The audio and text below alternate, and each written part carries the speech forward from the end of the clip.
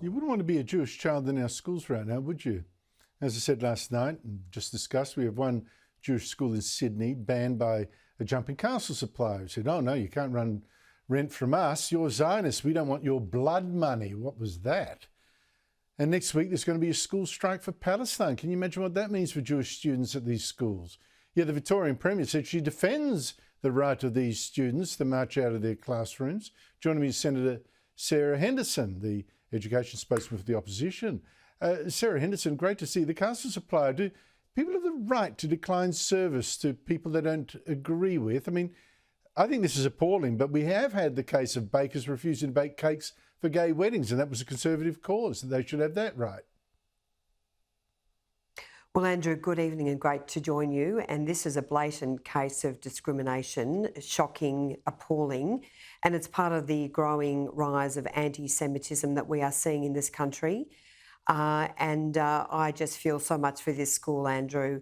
Masada College have had the police there today. They're getting a lot of support, but just appalling conduct by this business. And Jewish students are enduring enough as it is. Their safety is at risk. Some kids are too scared to go to school in their uniforms. Jewish students on campus at universities are feeling frightened and under threat. And for a business to do this to a school is absolutely shocking. I think it's disgusting, disgraceful. I hope she goes broke, the bigot. But my point is, should the law have a role here? Well, the law does have a role. This is a blatant case of discrimination on the basis of race and religion. So this business is completely out of line, and I do hope there are consequences, serious consequences for this business. Just imagine if this spread. I mean, businesses already are being targeted because of their connections with Jewish companies and Jewish people. But for this school to be targeted in this way is absolutely appalling. I agree with you. I do hope this business goes broke. It does not deserve to be in business. And it's so hard now for Jewish students. I mean, you hear of quite a few Jewish students being told you don't wear any visible sign of your religion outside the school gates. And it's just ghastly. Patrols have been stepped up. Police protection has been stepped up. You know, and there's the Prime Minister saying, oh, I'm really concerned about Islamophobia too. Well, hello, let's just deal with what's in front of us. Anti-Jewish Prime Minister. The school strike for Palestine now. The Victorian Premier says the children have that right to skip class and go and march for Palestine, even though I guess dare say that half of them couldn't find Gaza on a map. Your view? Well, Andrew, I think the Victorian Premier, Jacinta Allen, is being totally reckless and irresponsible in supporting students attending this terrible protest.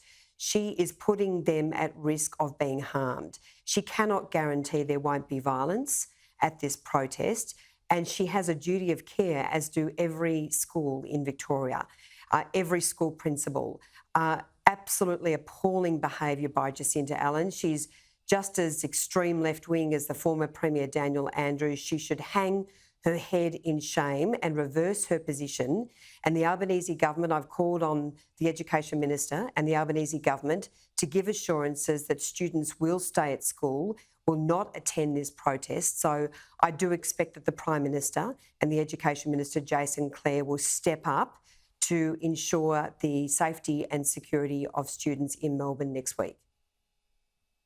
Don't expect that from the Prime Minister's in midair.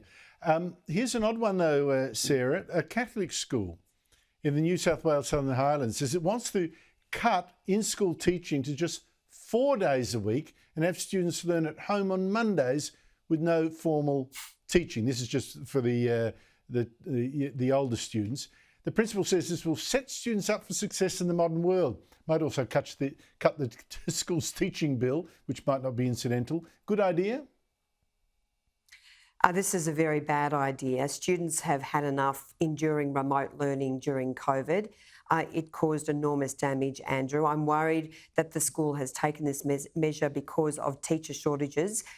There is a growing teacher shortage crisis in this country. Again, we have not seen the Albanese government do much on this front at all. Of course, it's only going to get worse. There's also a trial of shortened teacher days and student days in Queensland indicating that teacher shortages are really a profoundly serious problem.